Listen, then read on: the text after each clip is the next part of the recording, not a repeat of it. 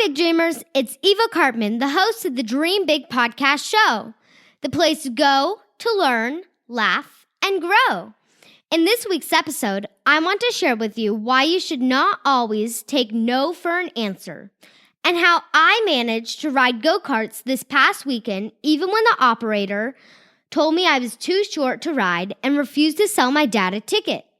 You ready? It's time to dream big. My name is Eva Cartman.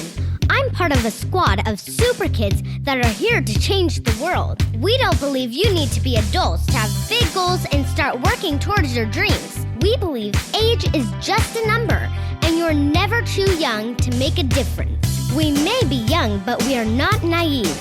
We understand that achieving our big dreams will not be easy. It will take incredible dedication, hard work, and yes, massive action. There will be ups and downs, but we embrace the challenges and relish pushing outside of our comfort zone because this is how we grow.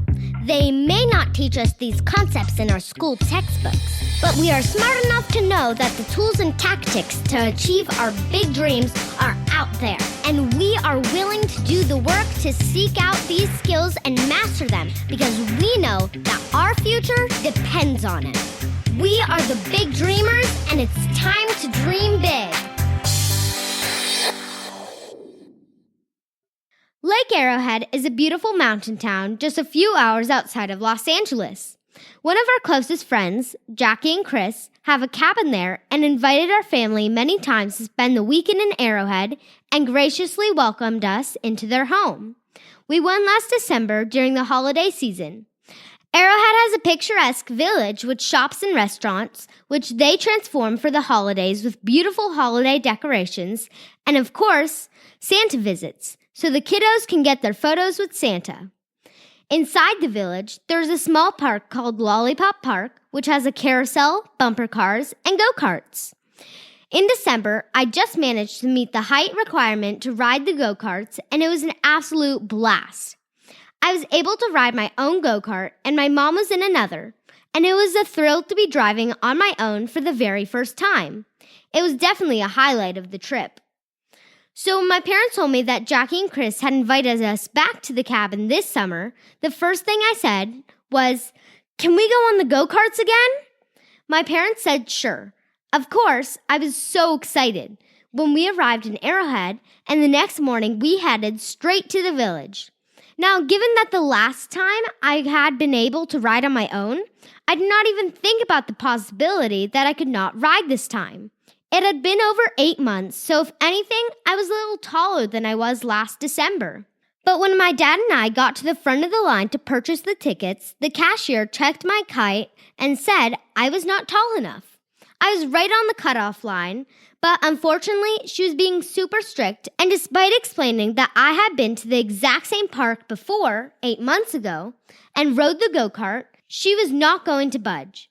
I'm sure many of you younger big dreamers have experienced this before when you are at an amusement park and you're just a few centimeters from being tall enough, and you are told, "Sorry, you can't ride." You watch all the taller kids run by you having so much fun and are so excited to get on the ride, and you are turned away and have to wait for your next trip to the park. It's enormously frustrating. When the cashier said I could not ride, I was super bummed out and even upset because it was so unexpected. I did not even think that it was possible I'd be turned away since I was permitted to ride last year. My dad saw that I was getting upset, pulled me aside, and told me 2 things that I thought would be important to share. 1, he said, "Eva, don't let this ruin your day. It was out of your control. This employee was clearly not going to let you ride. We did our best to convince her, but maybe she was worried she'd get in trouble and she was just doing her job. Maybe since we were the last here, the management cracked down on the employees and said that you can get fired unless the kid is clearly above the line. Or maybe she's just having personal issues with her family or friends, and we just caught the wrong person at the wrong time." My dad was right. The lady's decision was out of my control, and there was no sense getting so worked up and upset. It wasn't easy, but I wiped the sad look off my face and shook it off. The second thing my dad told me really made me feel better. He said, Let's try again after lunch. You're so close to that line, it all depends on who's at the cashier. If we come back later and get someone different, then maybe, just maybe, you'll get a yes. I can't promise you that you get to ride, but it's worth a shot. Let's not take that first no as a final answer. That got me excited.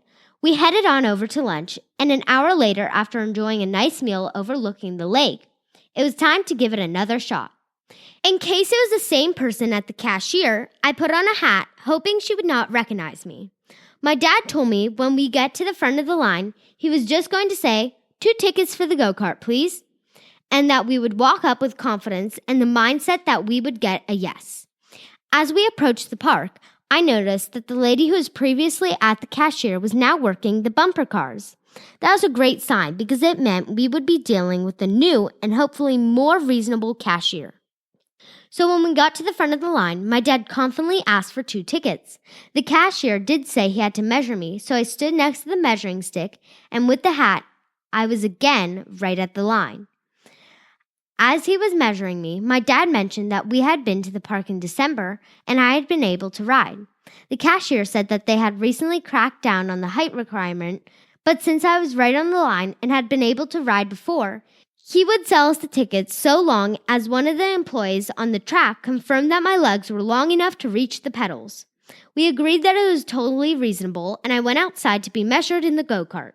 Sure enough, my legs were just long enough to reach the brake and gas pedal, and I was given the thumbs up that I could ride. This time, I rode in my own go-kart, and my dad was in the other. I got out on the track first, and my dad, despite his best efforts, was not able to pass me the entire time. My dad is a pretty competitive guy, so it was so much fun staying in front of him and making sure I did not give him an opening to pass me. The go-karts, again, were a highlight of the weekend. But if I had just accepted the first no as the final answer, then the experience would have never happened. I'd like to re-emphasize the 2 lessons from this story that my dad taught me and that you can apply in your life as well. The first is not to get too upset over things that are outside of your control. I was going down a very bad path when I got rejected the first time, where I was so upset that after riding the go-karts 8 months ago, I was not being allowed to ride this time. I could have easily let that cashier's decision ruin my entire morning, and even worse, the entire weekend. But I had really done my best. When she said no, I pleaded my case. I explained that I was tall enough and that I had been on the same go-kart track 8 months ago, but she clearly was not having it. That decision was out of my control. And when your expectations are not met because of a decision made by someone else, the sooner you can shake it off, the better. I'm not saying you should not feel frustrated. Of course, this was incredibly frustrating, but there was no sense letting it ruin our weekend getaway. The second lesson is just because you get one no, it does not mean you should give up. Les Brown, one of my favorite speakers, famously says that if you want to achieve your big dreams, you need to make no your vitamin. When you get a no, you're one step closer to a yes. J.K. Rowling is my favorite example of this, because her Harry Potter manuscript was rejected by 12 different book publishers before she got that yes that has changed the childhood of tens of millions of kids who love the Harry Potter series. When that first cashier said no, I could have easily given up and told myself that there was no chance I would be able to ride the go-karts until our next trip to Arrowhead, when I'm clearly over the line. But instead, we decided to come back and try again. Just because one person will say no, it doesn't mean that the next person won't say yes. And sure enough, that was a wise decision. Unlike J.K. Rowling, I didn't have to try 12 times. It just took one more attempt to get the yes that I was looking for. Do you have any friends or family who would enjoy the story of my go-kart experience and can benefit from learning that you should not give up after your first no? If so, you can point them to dreambigpodcast.com/156 for this episode's show notes. If everyone listening would tell just one person about the podcast, that would get our show in front of so many new big dreamers, which I would forever be grateful for. If you are enjoying the podcast, please take a moment to leave us a review on iTunes at dreambigpodcast.com/iTunes. We do read your reviews, and it helps us get in front of more big dreamers, which is my mission. If you would like to be part of the beta of the Dream Big Academy and get my free Confidence Secrets course, you can do that at dreambigpodcast.com/beta. In this free Confidence Secrets course, you'll get over 1 hour of me teaching you about how to develop your superpower of self-belief. If you're a younger big dreamer listening to this, please ask your parents to help you get it. It's completely free for limited time only, so please take advantage and get the course while you still can at dreambigpodcast.com/beta. That's all the announcements for today. As always, thank you so much for tuning into the Dream Big Podcast.